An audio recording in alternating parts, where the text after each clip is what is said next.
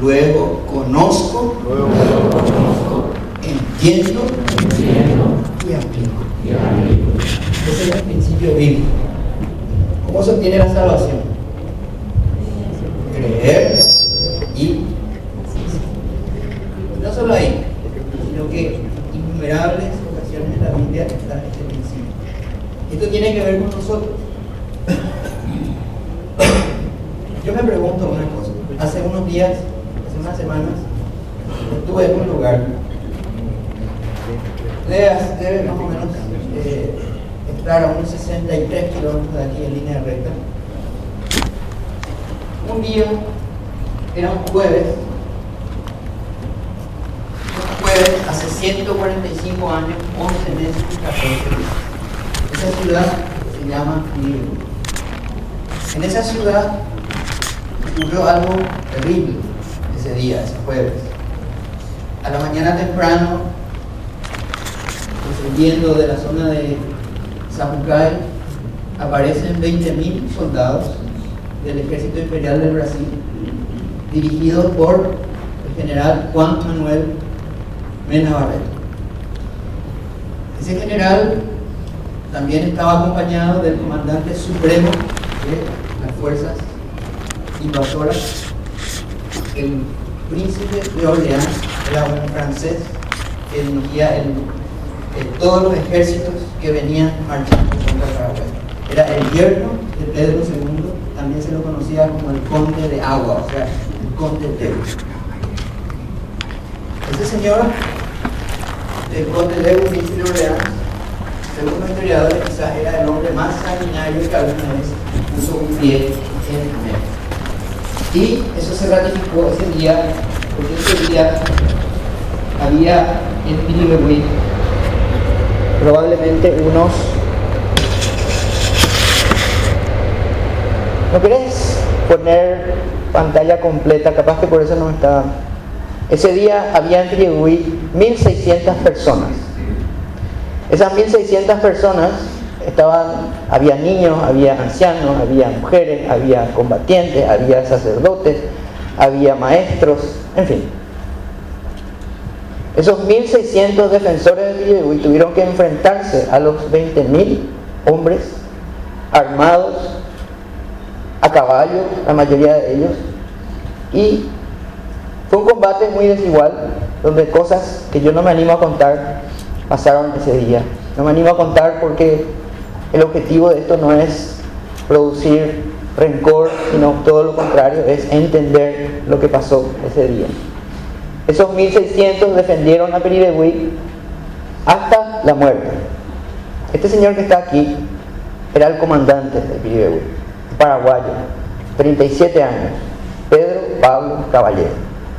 Pedro Pablo Caballero fue atado, siendo ya uno de los últimos supervivientes. Habían ya quemado el hospital con las 600 personas que había ahí adentro, le habían puesto fuego. La mayoría de esas personas eran niños, ancianos, heridos. Ya habían entrado a la iglesia también a hacer cosas que no me animo a decir, ¿verdad?, con las mujeres. En fin, fue una carnicería. Y el último superviviente era Pedro Pablo Caballero, su esposa y sus hijos, a quienes preservaron hasta el final, porque el conde de Deus pretendía conseguir algo que no había conseguido a lo largo de toda la guerra. Y ese día, 12 de agosto, unos días, eso fue un jueves, el lunes ocurrió el lunes siguiente ocurre lo de Acostañón. Ese 12 de agosto, el conde de Deus pretendía conseguir algo que no había conseguido los paraguayos desde que puso pie en el Paraguay, que un paraguayo se rinda. Entonces le intima a Pedro Pablo la rendición, pero antes de eso le ata de pies y manos, las dos manos atadas a dos cañones, esos dos cañones atados a caballos, y las dos piernas atadas a dos cañones más, también atadas a caballos. O sea que lo que pretendía era muy claro, ¿no es cierto? Y Pedro Pablo Caballero, un hombre inteligente, sabía lo que se venía después, si él no se entregaba y no entregaba su bandera. Entonces el conde Deu le dice que se rinda y que entregue su bandera y que le iba a perdonar la vida. A lo que él contesta que un paraguayo nunca entrega su bandera. Entonces el conde Deu, enfrente a la esposa y enfrente a los hijos, le cortó la cabeza de un sablazo y luego desmembraron su cuerpo con los caballos.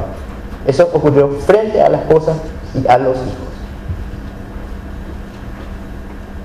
Yo me pregunto, ¿qué es lo que Pedro Pablo Caballero estaba defendiendo? ¿Qué concepto de país estaba defendiendo? ¿Qué es lo que él creía del Paraguay? Y ese es precisamente el punto. Esto es uno de los pilares de la iglesia de Pirihuí que recibió un cañonazo y no cayó. Esto pueden ir a ver ahí. Esto es historia de Paraguay reciente, porque 150 años no es nada en la historia del hombre. Así que estos son pedazos de cuero cabelludo que se encontraron debajo de los pisos de la iglesia. Lo que pasó en el Paraguay probablemente no pasó en ningún lugar del mundo en términos de aniquilación, de intentos de borrar de la superficie de la tierra a todo un pueblo.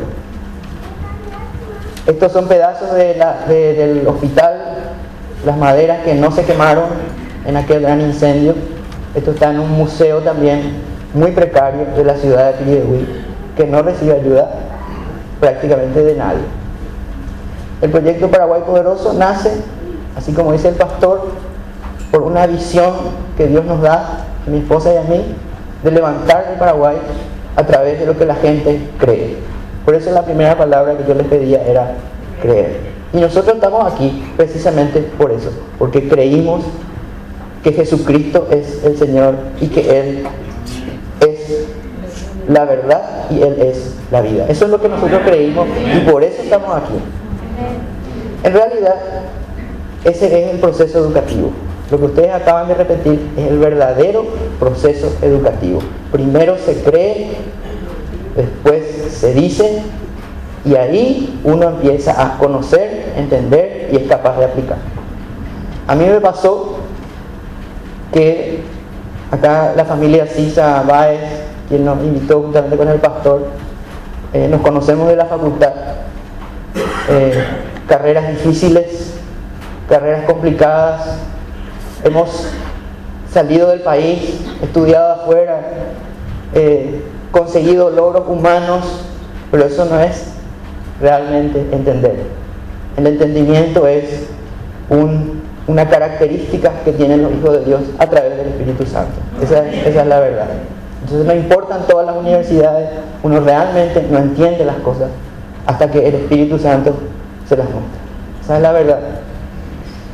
Este era el Paraguay antes de la guerra, un país que ha perdido mucho territorio.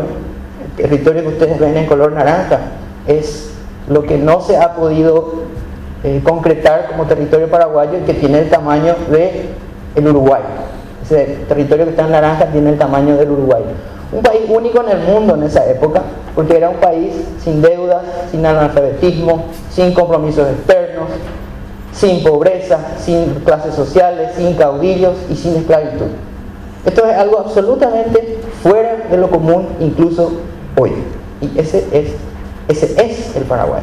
Vamos a usar el tiempo correcto del verbo, porque una cosa es ser y otra cosa es estar. Gracias a Dios en inglés, gracias a Dios en castellano existe esa discriminación de esas dos situaciones. En inglés, por ejemplo, no existe. Entonces yo sé lo que significa ser y sé lo que significa estar. Y es totalmente diferente. Sin querer estimular la tristeza en la audiencia, ¿verdad? Yo quiero que recuerden aquel momento, un día del 2010, en el cual exactamente ahí estaba Casillas atajando el penal que Tacuara Cardoso le intenta meter.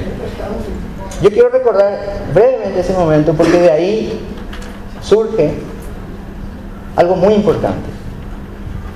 En ese momento yo recuerdo perfectamente que yo decía dentro mío, ¿cómo quiero que entre ese gol? Y yo realmente quería, anhelaba que ese gol entre, pero también decía algo que para mí es trágico para el Paraguay. Y yo lo decía al igual que millones de paraguayos. Yo decía, bueno, pero si no entra, ya está bien para el Paraguay. Y ese comentario, esa forma de pensar, maldice al Paraguay. ¿Ustedes creen que los alemanes dicen, vamos a llegar a cuartos de final? No, porque ellos tienen una visión de sí mismos y de su país, que es una visión sana. Nosotros, en cambio, tenemos que cambiar nuestra visión de lo que es el Paraguay. Y para eso tenemos que usar el Espíritu, que nos instruye, que nos cuenta todo lo que necesitamos saber para conocer al verdadero Paraguay. En este momento, todos dijimos, ya está bien para el Paraguay. Porque ya estábamos en cuartos de final y nunca habíamos llegado ahí. Pero no nos dimos cuenta que si ese gol entraba, estábamos a 2 partidos, a 120 minutos, no, 120 minutos no, 180 minutos de ser campeones del mundo. Pero no pensamos en eso. ¿Por qué? Por esa forma de pensar. Una visión diferente. Eso que está ahí, ustedes están viendo los cañones típicos del siglo XIX, excepto este. Todos estos cañones que están aquí, en realidad hay muchos más aquí, hay más enfrente, son como 20 cañones en un museo de Río de Janeiro. Esos cañones que están aquí, los chiquitos, bueno, no son chiquitos en realidad, son grandes, pesan 1 tonelada, 800 kilos, 1,5 toneladas, pesaba el más grande, excepto, evidentemente, el que ustedes están viendo aquí. Ese cañón, que se llama el cañón cristiano, es un cañón hecho y construido por el Paraguay y por paraguayos. Es un cañón hecho de bronce, no de hierro. ¿Por qué? Porque, bueno, hay 2 historias sobre el origen del nombre. Una historia dice que una viejita preguntó, cuando llegaba el cañón Asunción y había mucho júbilo porque estaba llegando el cañón, preguntó a otra persona cómo se llamaba ese santo, porque pensó que era una procesión. Entonces la persona le contestó, no señora, ese no es un santo, ese es San Cañón. Pero esa historia yo creo que es una fantasía. La verdadera historia es que se derritieron las campanas de las iglesias del Paraguay para hacer ese cañón. Pero el paraguayo en esa época no pensaba, ya está bien para el Paraguay hacer un cañón normal. Ellos pensaban en el cañón paraguayo. O sea, ellos pensaban como ganadores, como grandes. Así como Dios nos ve a nosotros, así pensaban ellos. Ese cañón tenía 2 efectos. O liquidaba un montón de gente o las hacía correr, porque el sonido que produce ese cañón al ser disparado es un sonido totalmente diferente. Es un sonido aterrador. Este cañón fue el que permitió que en la batalla de Curupaytú, por ejemplo, de nuestro lado hubiera 23 muertes y del lado enemigo 9.000. Es por esa forma de pensar. Era una época donde los paraguayos estábamos dispuestos a planificar y no decíamos así nomás, porque nuestra visión de país era una visión diferente. Ese cañón fue el cañón más poderoso y más grande del siglo XIX, hasta que 15 años después, o 16 a 14 años después de haber entrado al siglo XX, cuando empezó la Primera Guerra Mundial, ahí recién perdió su categoría de el cañón más grande del mundo. Definitivamente hay un antes y un después en el Paraguay. Antes, una visión próspera, una visión de un país fuerte, una visión grande, y después pesimismo, derrota.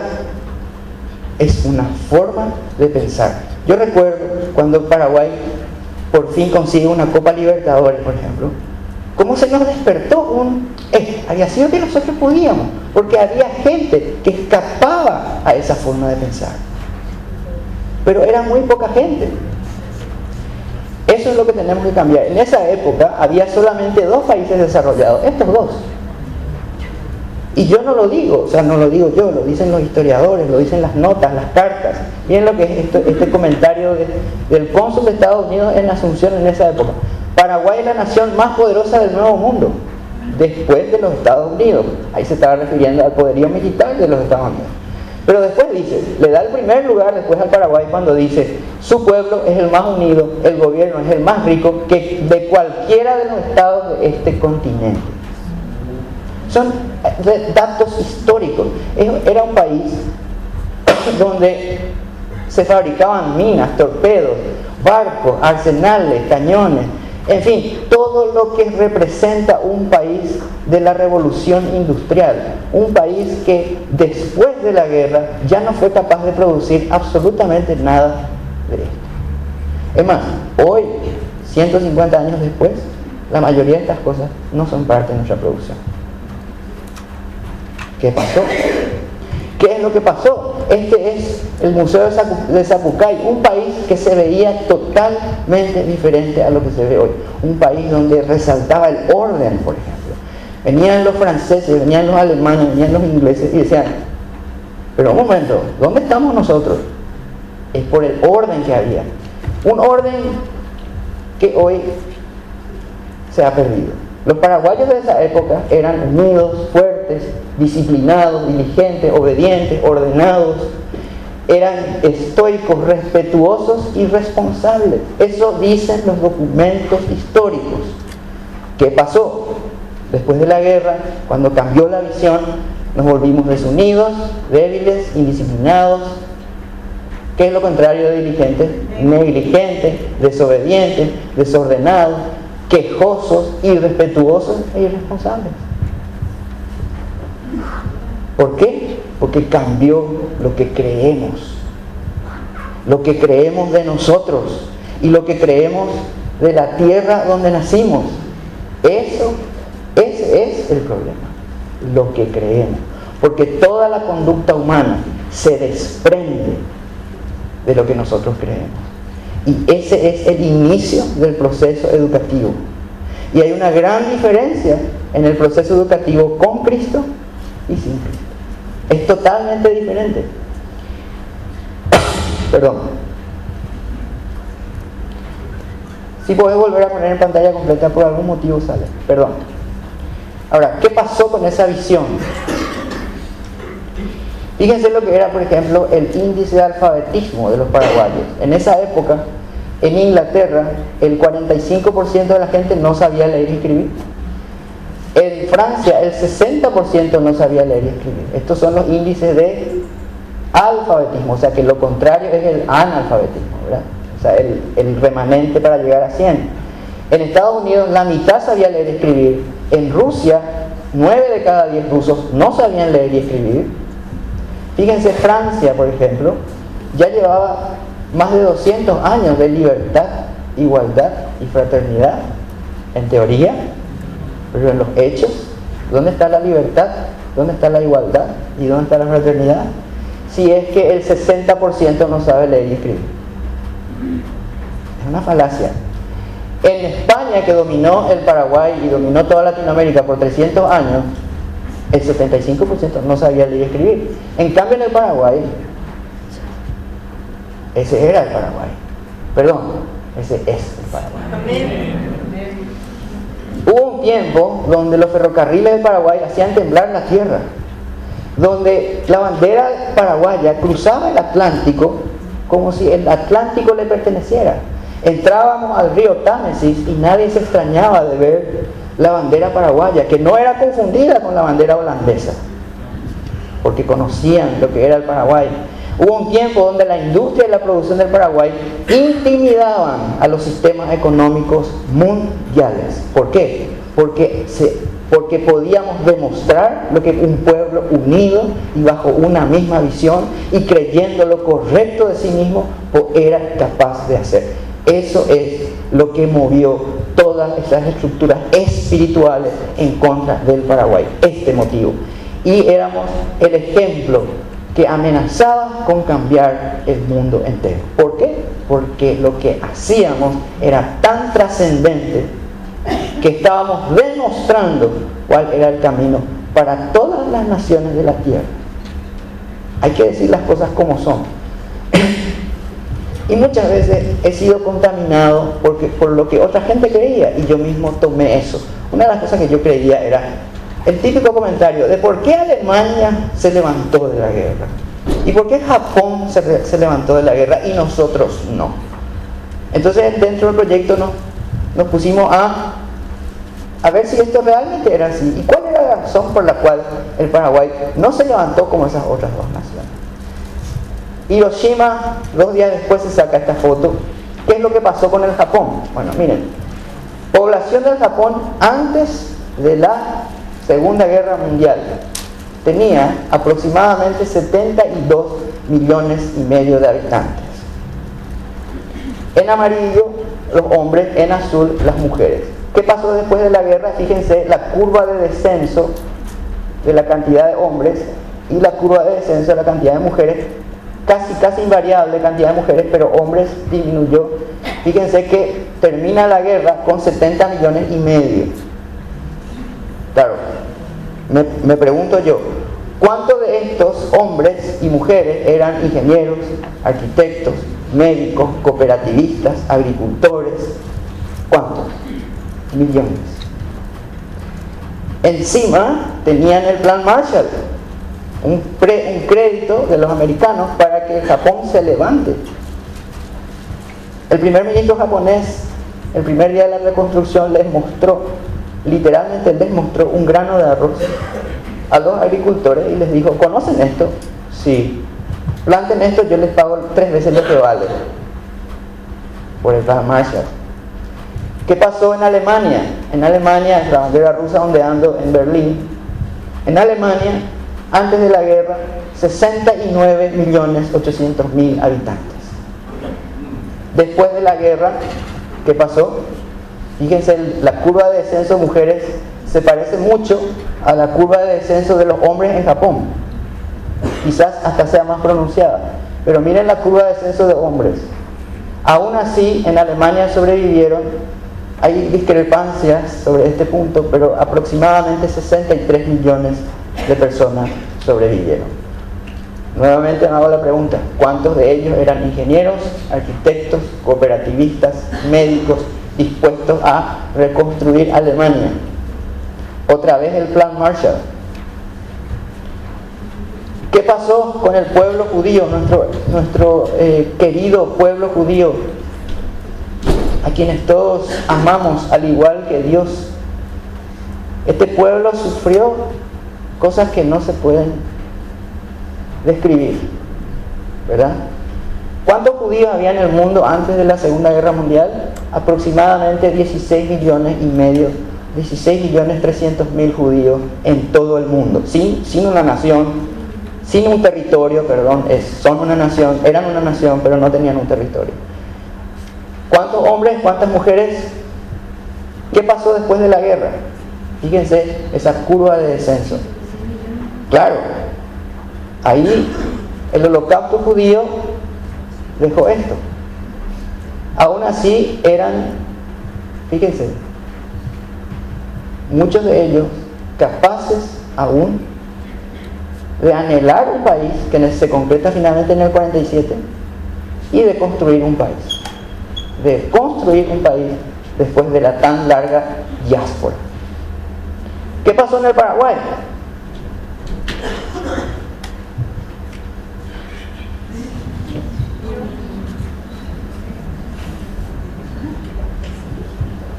Entonces yo me pregunto, estos 18.000 hombres sobrevivientes, ¿cuántos de ellos eran hombres? ¿Cuántos de ellos eran arquitectos, ingenieros? ¿Ustedes saben cuándo egresó el primer arquitecto del Paraguay? Un año después, un año antes de que yo nazca, 1964, egresa el primer arquitecto del Paraguay. ¿Por qué? Porque sistemáticamente el Paraguay fue bloqueado para abrir universidades. Después vino la guerra, ya no hubo oportunidad. Señores, este es un país en reconstrucción. Y en un país en reconstrucción, todos hacemos más de lo que se espera de nosotros. Hacemos la milla extra, o el Paraguay no se puede levantar. Y en eso estamos nosotros, los hijos de Dios, que entendemos lo que pasa y que estamos dispuestos a dar la milla extra. Miren esta foto: niños paraguayos, niños argentinos en la misma época. Hambre, viruela, cólera. La escasez del Paraguay produjo mucho más muertos de hambre que en las propias guerras, que en el propio campo de batalla. Estas cosas yo no las cuento para que nosotros nos victimicemos, sino para que nosotros entendamos, porque es un proceso que tenemos que entender. Nos dejaron sin padres, sin madres sanas, porque yo me pregunto, ¿cómo se sentían? Todo el mundo se pregunta. Dicho sea de paso, sobrevivieron solamente 2.100 hombres adultos. 2.100. ¿Y cómo se sentían esas mujeres sobrevivientes? ¿Alguna vez se preguntaron eso? Bueno, nosotros nos preguntamos eso y estudiamos eso. Nos metimos en las neurociencias, en la psicología, y nos dimos cuenta de muchas cosas que son muy reveladoras, que nos explican finalmente por qué nuestro sistema educativo está así, y muchas de las cosas, muchas de las actitudes que hemos desarrollado con el tiempo tienen su origen en cómo se sentían esas mujeres sobrevivientes de la guerra. Sin escuelas, sin instituciones, sin documentos, sin industria, sin ganado, antes de la guerra el Paraguay tenía 9 millones de cabezas de ganado para una población de 800.000 habitantes. Eso es una locura. Es una relación. Esa relación nunca más una nación de la tierra pudo conseguir. Hoy el Paraguay tendría 216 millones de cabezas de ganado si no hubiera habido guerra, y tendría 24 millones y medio de habitantes, según los estudios que nosotros hicimos. Sin ropas, sin salud. Después de los saqueos nos dejaron sin puertas, sin rejas, sin espejos, sin camas, sin dientes y sin pasado. ¿Por qué sin dientes? Porque descubrieron que los paraguayos tenían un buen pasar y eran capaces de no solamente comprar joyas, sino que ponerse dientes de oro, que en esa época tenían muy buena prensa, ¿no es cierto? Hoy en día no tanto. Entonces descubrieron que los paraguayos, muchos paraguayos tenían dientes de oro, y empezaron a buscar en los cementerios y abrieron todas las tumbas del cementerio de la Recoleta, del cementerio del Mangrullo, y dejaron los cadáveres expuestos. Cavaban pozos en la calle buscando tesoros. De ahí vienen las historias ¿verdad? El Paraguay, señores, ha sufrido un exterminio, un genocidio salvaje, ¿verdad?, por parte del enemigo. Pero fíjense ustedes que la magnitud del ataque tiene un paralelo, tiene una contraparte en la magnitud del propósito que hay sobre el Paraguay. Amén. Entonces miren la magnitud del ataque y van a poder inteligentemente ver, por pura lógica, de que debe haber un gran propósito detrás del Paraguay. Según la OMS, volvemos a cómo se sentían las mujeres. Según la OMS, Organización Mundial de la Salud, para triunfar en la vida, acaba de suceder en la OMS en los últimos años, un cambio de visión de las habilidades que debe desarrollar una persona para tener éxito. Ya no se cree más que el éxito es una cosa que tiene que ver con el conocer, con acumular títulos universitarios, sino con estas 5 cosas que llaman habilidades críticas de la vida. Estas son las habilidades que el ser humano debe desarrollar, según la OMS, para tener éxito. Empatía en primer lugar, la capacidad de ponerse en el lugar del otro. Algo muy importante, porque ¿qué es un padre sin empatía? ¿Qué es un jefe sin empatía? ¿Qué es un pastor sin empatía? No se puede sin la empatía. La capacidad de leer las emociones en el otro. Eso se llama inteligencia emocional, que es lo más racional que existe sobre la tierra, a pesar de que se llama emocional. El ser humano, les cuento, el ser humano no es un ser racional que tiene emociones, es un ser emocional que tiene uso de razón. Las emociones son muy importantes. Cuando una persona se siente mal, ¿cómo puede aprender? Cuando una persona tiene miedo, ¿cómo puede ser cooperativa? Es imposible. Primero hay que conocer las emociones, hay que controlarlas, uno tiene que ser asertivo, eso significa poder decir cualquier cosa, pero de la manera correcta. Estas habilidades, según el proyecto, el estudio que hizo el proyecto, las mujeres sobrevivientes de la guerra, después de tener pérdidas tan tremendas, hay una escala que se llama escala de RAE, Holmes en psicología, que mide el dolor emocional, y según lo que pasó en la guerra, el dolor emocional se mide en una escala que tiene 49 puntos.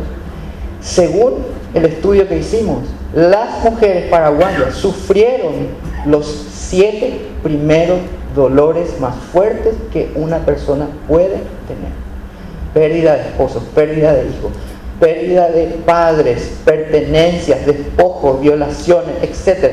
Eso es lo que sucedió aquí, y nunca nos planteamos qué tiene que ver eso con nosotros. Pues tiene mucho que ver. Nace una generación de posguerra. ¿Quiénes son sus padres? Bueno, padres prácticamente no había. ¿Quiénes son sus madres? Esas mujeres afectadas profundamente en sus emociones. ¿Ustedes creen que ellas pueden ser agentes educativos eficaces de sus hijos? No, porque perdieron 4 de estas 5 en forma permanente. Y si a eso sumamos que no había infraestructura, no había escuelas, no había crédito, no había nada, aparece la pobreza, aparece la mentira, aparece el error, la práctica del error, que nosotros sabemos cómo se llama, y empieza a cambiar todo sobre el Paraguay. ¿Hasta cuándo? Hasta ahora.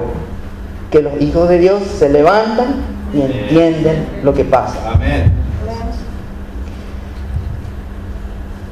Una pregunta: ¿cómo se dice estás despedido en castellano de otra forma? O en Paraguay, ¿cómo se le dice a alguien que está despedido? ¿Estás despedido? No venga más el lunes. No te vamos a necesitar más, mi hija, firmame acá. Muy pocas formas, ¿verdad? ¿Estás despedido, punto. ¿Cuántas formas hay en inglés de decir estás despedido? Pero no piensen en Donald Trump que dice you're fired. No, eso en realidad en Estados Unidos nadie dice, a no ser que te pillen robando, una cosa así. En Estados Unidos se desarrollaron, eso se llama eufemismo, ¿verdad? Si ustedes, por ejemplo, me quieren decir, si vos, Oscar, me querés decir estás gordo, no me vas a decir directamente, me vas a decir estás con sobrepeso. Eso se llama eufemismo, es una palabra más suave. ¿Cuántos eufemismos hay en inglés para decir estás despedido?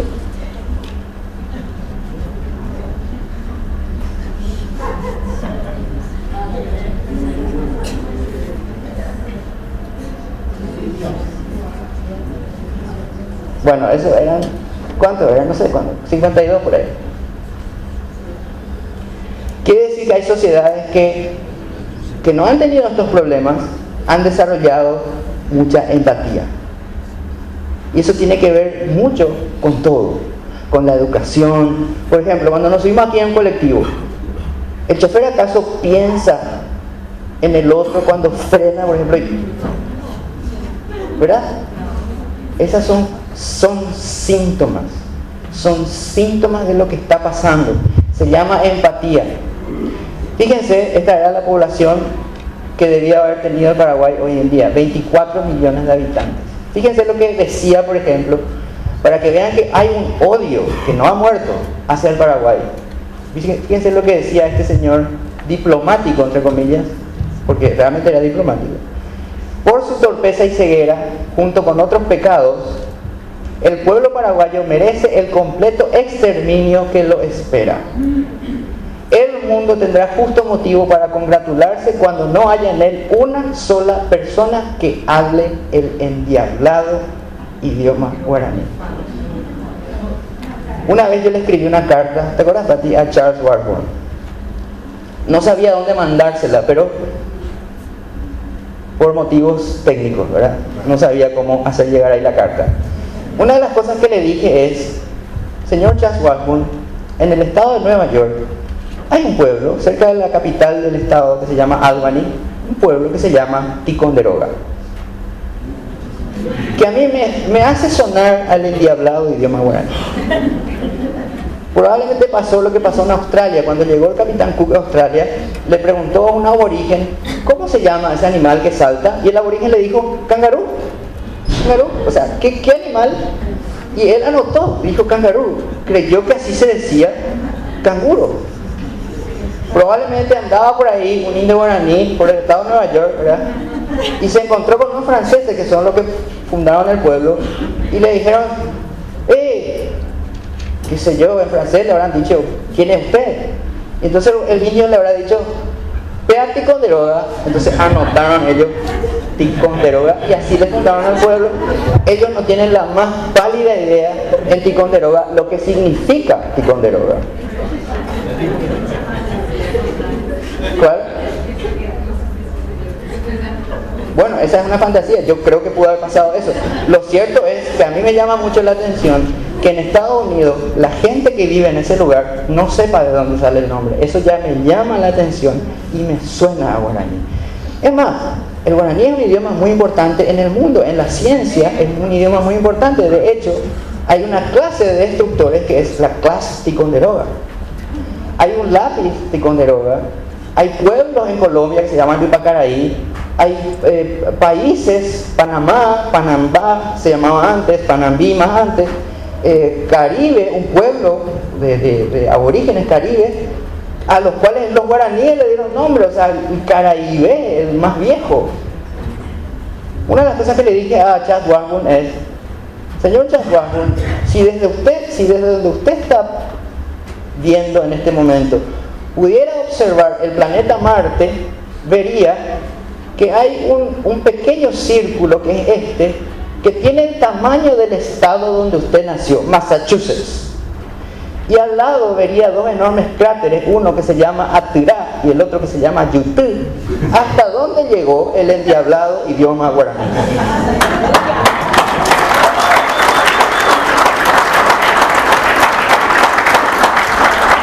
No me contestó. Gracias a Dios. No me contestó. El Paraguay es un extraordinario país en estado de reconstrucción. Esa es una de nuestras 62 conclusiones por el momento.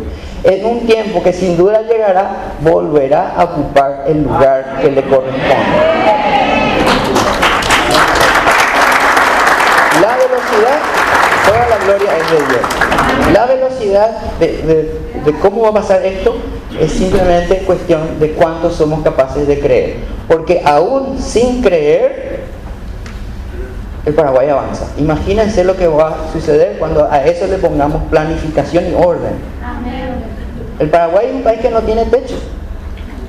No tiene techo. El único techo que tiene es el que nosotros somos capaces de creer. De nosotros mismos y del ambiente donde nosotros nos movemos. Conocer en realidad es solamente el primer paso. ¿Se acuerdan? Este es el primer paso que uno da después de creer y decir. Y después empieza el proceso educativo, conocer, entender y luego aplicar. Así funciona. Mucha gente se va a la universidad y solo conoce. Y por más que sea inteligente, eso no le habilita a entender. Entender se hace en un lugar diferente del cerebro, se llama área número 44 de Brodmann. En ese lugar es donde uno entiende. Y es un proceso que se ve reflejado en lo que uno dice también.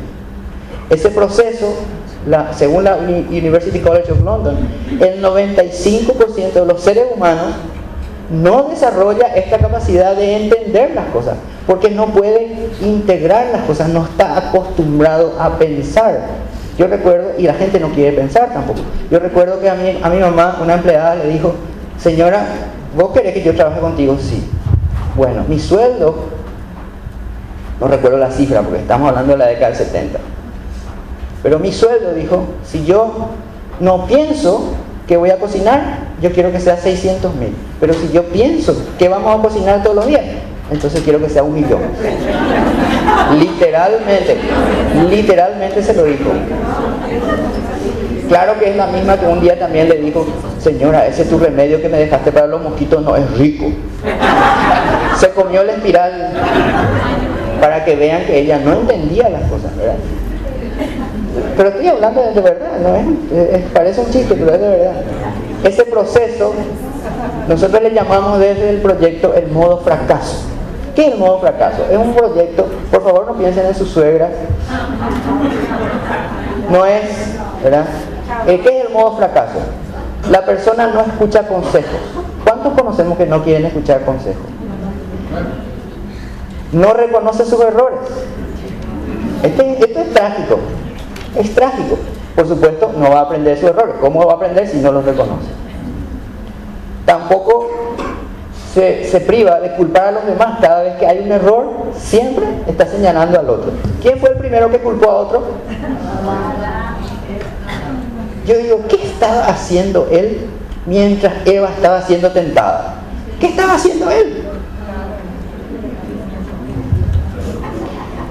Después se victimiza y, por supuesto, no asume su responsabilidad. Esto es lo que maldice al Paraguay. ¿Por qué? Porque no entendemos, no hemos avanzado en nuestro proceso educativo. El diseño de un ciudadano Paraguay poderoso es este. Primero, elimina la mentira. Pero para eso, nosotros sabemos quién nos cuenta la verdad. Nosotros tenemos una gran ventaja aquí porque reconocemos la mentira. Podemos distinguir la mentira de la verdad. Hay mucha gente que no tiene esa capacidad. En segundo lugar, deja de lado sus emociones. Nosotros en la iglesia decimos dejar de ser almático. Empezar a... El Paraguay no se va a levantar porque yo sienta levantar al Paraguay. El Paraguay se va a levantar porque yo decida levantar al Paraguay. Las escuelas van a mejorar cuando la gente que vive alrededor mire su escuela y diga: esto no es el Paraguay, así no es el Paraguay. Y entonces va a empezar a mover su escuela, va a empezar a activar con lo que la gente cree. Nosotros todos tenemos una responsabilidad doble educativa. Todos los que estamos aquí, todas las personas del mundo tenemos una responsabilidad educativa doble: aprender y educar, porque el ser humano es un ser social. Entonces la responsabilidad más grande que tiene el ser humano es educativa. ¿Cuál es la responsabilidad del presidente de la República? Educativa, primero educativa. Él tiene que aprender y tiene que enseñar, y todos tenemos que hacer eso. En tercer lugar, deja de lado sus intereses personales, por supuesto. En cuarto lugar, deja de actuar en ese modo fracaso, actúa en grupo, tiene una visión y un rumbo claro, ejerce influencia sobre los demás. Ese es el ciudadano que se espera del Paraguay poderoso. Fíjense lo que es esta foto. Primera Guerra Mundial. Es un dibujo en realidad. En la Primera Guerra Mundial estallaban las bombas en las trincheras esparciendo el gas mostaza. Y el gas mostaza tiene un efecto tremendo. Interrumpe las señales nerviosas, sobre todo del nervio óptico. Entonces le deja a las personas o muertas o ciegas. Y imagínense lo que es estar ciego en una trinchera. ¿Y cómo es el estado de una persona en una trinchera? Está herido por la bomba, está contaminado, está confundido y está ciego si hay gas mostaza. Herido, confundido, contaminado y ciego. ¿Saben cómo hacían para salir de las trincheras? Venía una persona que venía de otro lado, que no estaba ni ciego, ni herido, ni contaminado, ni confundido, y ponía el hombro. Entonces el primer ciego tocaba el hombro del que no estaba ciego, el segundo ciego tocaba el hombro del primer ciego, y así salían en una fila. Esos somos los hijos de Dios. Los que no estamos ni ciegos, ni heridos, ni confundidos, ni contaminados. Esa es nuestra responsabilidad. Entonces todos tenemos que salir allá afuera y poner el hombro para recuperar al Paraguay. Pero ¿cómo se hace eso? La gente tiene que ver. Hay que sacarle de esa trinchera, pero la gente tiene que ver, y tiene que entender, y tiene que creer. Estamos en un estado de trinchera, el Paraguay está en reconstrucción, el Paraguay es poderoso y es diferente. Eso lo tenemos que saber. Como después de cada crimen hubo ocultamiento y hubo mentira. Aquellos que saben de historia me pueden dar la razón. Se mintió sobre el Paraguay, se mintió sobre nosotros. Es más, ahora hay una película que dice que están sacando en el Brasil para vuelta a mentir. Eso tenemos que rechazar. Eso no nos tiene que contaminar más. También, como desde el inicio de los tiempos, la mentira está dirigida en primer lugar a la identidad. Porque si una persona consigue alterar la identidad de otra, entonces ha ganado la batalla. Por eso nosotros Tenemos que sanar la identidad de los paraguayos. Lo que hacemos, lo que aparece todos los días en los diarios, fulano hizo esto, mengano hizo esto, etcétera, etcétera, etcétera, no son sino cosas que hacemos, pero no nos estamos ocupando de lo que verdaderamente importa, que son estas 4 cosas. Porque de ahí sale la conducta, de lo que pensamos, de lo que sentimos. Nos estamos enfocando mal en lo que hacemos, en la corrupción, en la política, en la pobreza, en la desigualdad, en la educación. A ver, es un problema educativo, pero es mucho más profundo, porque es espiritual. Entonces no es que si damos plata al FONACIDE para que se construyan más escuelas, el Paraguay va a cambiar. No es cierto eso. Eso es una falacia. Desde luego que hace falta más dinero en la educación, pero hay que entender las cosas, o si no, el cerebro funciona así. Yo no me voy a detener mucho en esto, pero básicamente de lo que sé que está en amarillo se construye lo que yo creo, y lo que yo creo y lo que yo digo salen del mismo lugar del cerebro. Y esto es lo que importa, porque eso me da el concepto de lo que yo soy, de lo cual se desprende lo que yo hago. Ahí está la conducta humana, de su identidad se desprende la conducta humana, y desde luego hay un conflicto entre lo que yo quiero hacer, porque está motivado por lo que siento, y lo que yo debo hacer, que está esponsoreado por lo que entiendo. Yo no sé ustedes, pero yo los lunes no me quiero levantar para ir a trabajar. Y no me siento mal por eso, porque yo reconozco que esas son mis emociones. Pero yo le miro a mi esposa y digo, me voy. Porque yo sé lo que yo tengo que hacer. Ese conflicto emocional, racional, está siempre presente. Es lo que en la palabra dice el hombre espiritual, porque el hombre espiritual es el que entiende las cosas.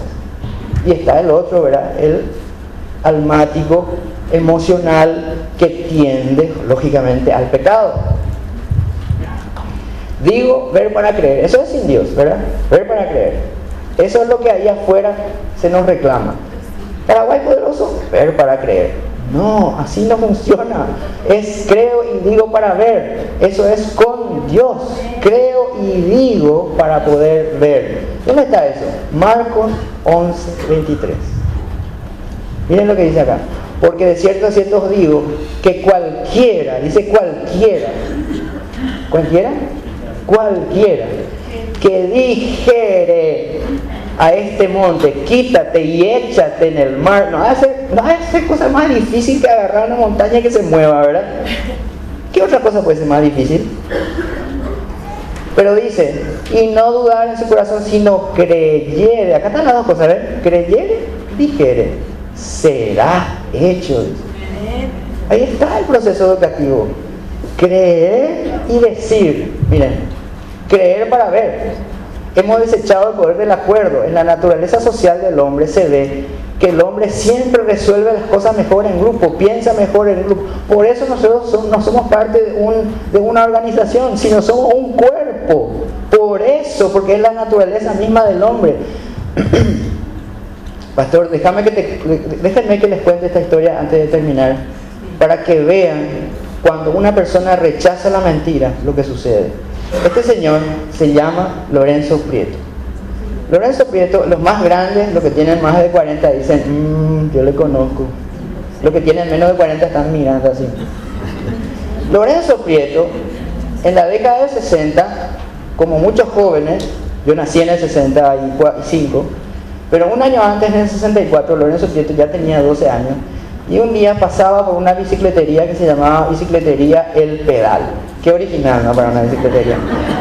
Y dice, ¿cómo quiero participar de esa competencia en la Plaza Uruguaya dentro de 2 días? Era una competencia de permanencia en bicicleta. En esa época era re cool, re facha, como dice Rafa, ¿verdad? Las competencias de permanencia en bicicleta. Y Lorenzo Prieto soñaba, como muchos jovencitos, 12 años, lustrabota, participar en esa competencia. Entonces, gracias. Entonces se va y mira con cara de carnero degollado, así, por horas la bicicleta. Entonces el dueño de la bicicletería sale y le dice, ¿vos quién sos? Y yo soy Lorenzo. Y vos, Lorenzo, chiquitito. Y Lorenzo, vos, ¿por qué miraste la bicicleta todo el día? Porque yo quiero participar de esa competencia pasado mañana en la Plaza Uruguaya. Y bueno, ¿sabes qué vamos a hacer? Vamos a poner ahí, vamos a pintar bicicletería El Pedal y yo te presto la bicicleta. Se va Lorenzo, con 12 años, gana la competencia. Se quedó no sé cuántas horas pedaleando y todo el mundo se cansó y él siguió. Entonces dijeron, bueno, este nene tiene potencial, vamos a mandarle a Río de Janeiro. Entonces, ¿quién ostentaba en esa época 78 horas, era el récord mundial de permanencia en bicicleta? Un señor que se llamaba Silky Savage. Silky Savage, un francés medio brasilero. Bueno, lo cierto es que en Río de Janeiro se hace la competencia. Entonces Lorenzo Prieto se va y le mira a Silky Savage admirándole y le dice, señor, yo me llamo Lorenzo y yo soy paraguayo y yo cuando sea grande yo quiero ser como vos, le dijo. ¿Y saben lo que le contestó? Con su asertividad al extremo. Entonces, ¿qué hizo Lorenzo? Y esto es lo que quiero dejarles hoy. Lorenzo le vino la mentira y él dijo no. ¿Y saben qué le contestó? Don Silky, yo cuando sea grande te voy a sacar tu récord. Entonces él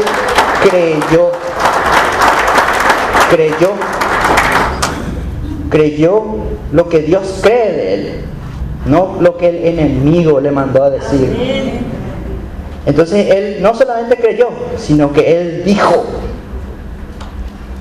Miren lo que pasó después. La siguiente competencia, estaban ahí todos compitiendo, entre ellos también Silky Savage y Lorenzo Prieto.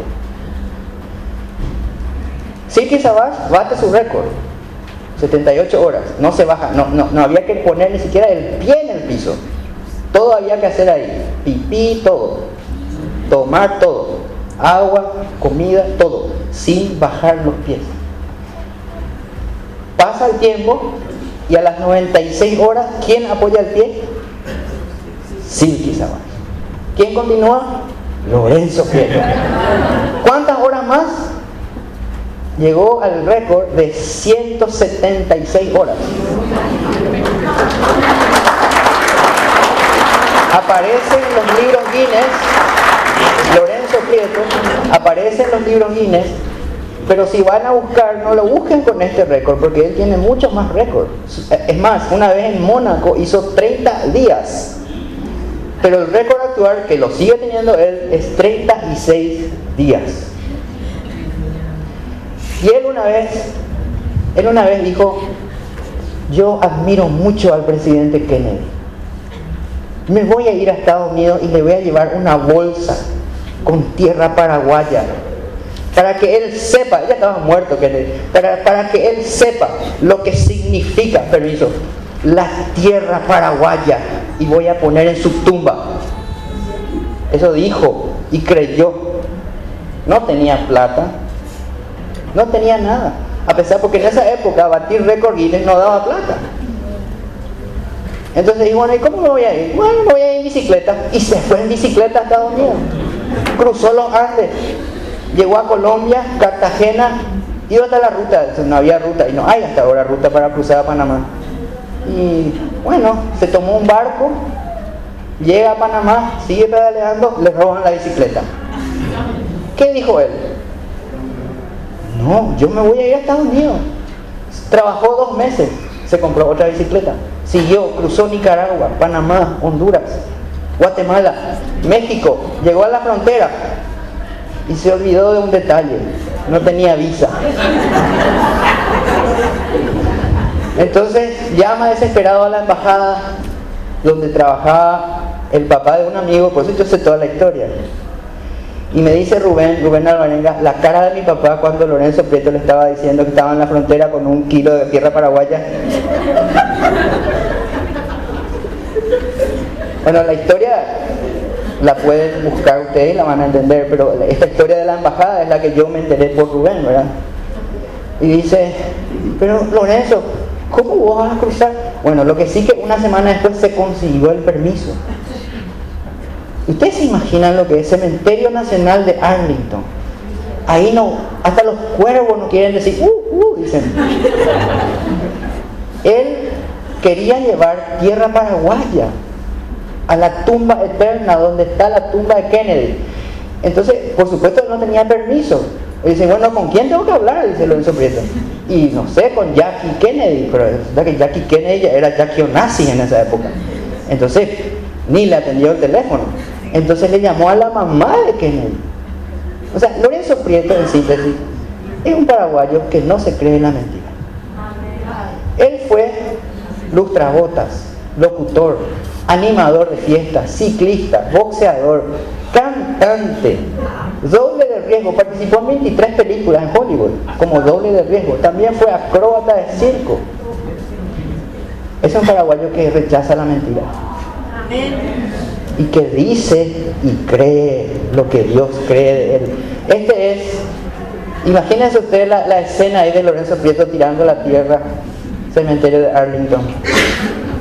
Yo voy a estar ahí dentro de unos días. ¿Qué tal si hacemos un video ahí en Arlington contando la historia de Lorenzo Prieto? Lorenzo Prieto hoy. Dicen los que les conocen que es un hombre humilde, alegre, combativo, optimista, perseverante, honesto, solidario. Ahora yo pregunto, ¿este es un hijo de Dios, sí o sí? ¿O no? Para terminar, pastor, un minuto más. Un minuto. Estas charlas duran 5 horas, yo les cuento. Pero al honor al tiempo, una sola historia más les quiero contar. José Espínola. José Espínola nació en la ciudad de Pastoreo, departamento de Caguazú. Él nació tan pobre que lo único que él sabía hacer era recoger la piña y el algodón de la chacra. Su tía una vez le dijo, nosotros somos pobres y vamos a morir pobres. Y él le dijo, no, yo no voy a morir pobre. No sé por qué, él no creyó la mentira. Esto me lo contó él, ¿sabes? Entonces José Espínola dice, cuando él se fue a estudiar, cuando ya tenía más de 10 años, entró a primer grado. Entonces terminó el colegio, el día que se graduó fue la primera vez que se puso un zapato. A ustedes tengan en perspectiva lo que es José Espínola. Terminó la graduación, se sacó el zapato, porque era tremendamente incómodo, imagínense. Pero él al día siguiente de su graduación se fue y pidió trabajo en una obra en construcción y juntó exactamente lo que necesitaba para venir a Asunción. Llegó a Asunción, llegó a una panadería y dijo, bueno, yo no tengo trabajo, pero yo quiero salir adelante, ¿me pueden dejar barrer la panadería? Le dejaron barrer la panadería, no le pagaron nada, tuvo que dormir afuera esa noche, al día siguiente volvió y pidió lo mismo. Entonces el dueño se dio cuenta de que él era una persona con determinación.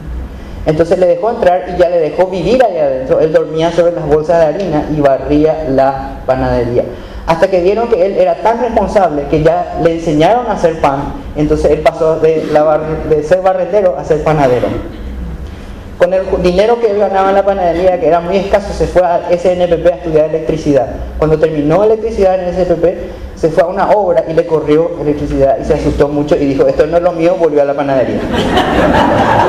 Cuando volvió a la panadería, dijo, ¿me pueden dejar barrer otra vez? Sí.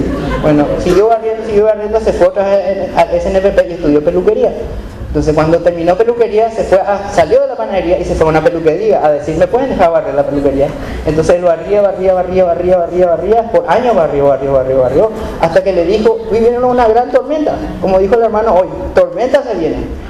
Y le dijo a una señora, como él era el único que estaba, porque estaba lloviendo y la señora estaba ahí, le dijo, señora, yo te prometo una cosa, si yo te corto el pelo, nunca más nadie te va a cortar tan bien como yo.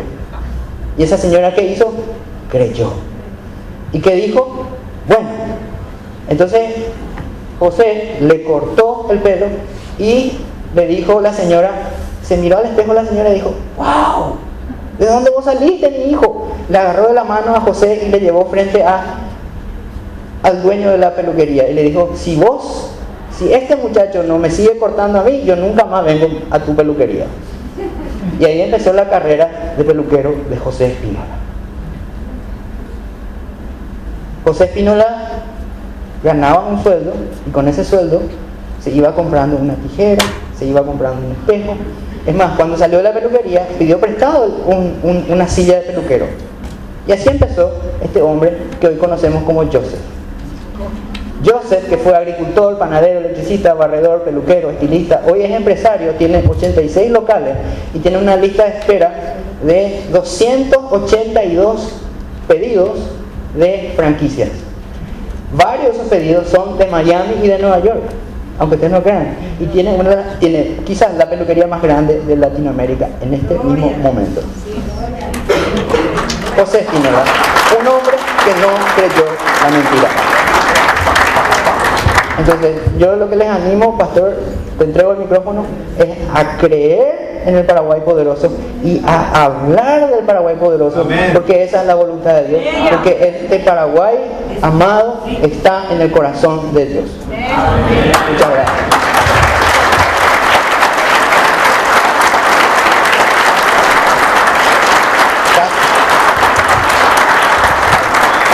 Pueden ponerse de pie esta mañana.